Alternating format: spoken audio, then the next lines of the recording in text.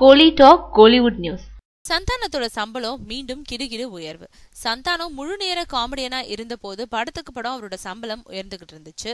சம்பளத்தை அதிகமா கொடுத்தாதான் கால் ஷீட் தருவாருன்னு அவரா கேட்காமலேயே சில படாதிபதிகளே அவரோட படக்கூலிய உயர்த்திட்டாங்க. பின்னாடி அவங்களே சந்தானம் படத்துக்கு படம் சம்பளத்தை உயர்த்திக்கிட்டே இருக்காருன்னு குறை சொன்னதும் நடந்திருக்கு.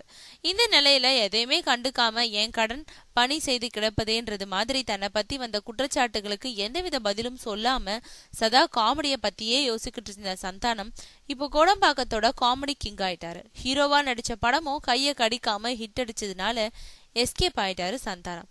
அதனால இப்ப இன்னும் அவரோட படக்கூலி எகிரி இருக்கு. ஒரு நாளைக்கு 10 லட்சம் இல்லைன்னா அதுக்கும் மேலேயும் கேக்குறாராம். ஆனா இன்றைக்கு இருக்கிற சூழ்நிலையில வேறு சரியான காமெடியன் யாரும் இல்லாததுனால சந்தானம் கேட்ட பணத்தை சொல்லி அடிக்க படாதிபதிகள் போட்டி போடுறாங்க. ஆக ஹீரோவுக்கு முன்னாடி ஹீரோவுக்கு பின்னாடி சந்தானத்தோட மார்க்கெட் பரபரப்பாவே இயங்கிக்கிட்டு இருக்கு.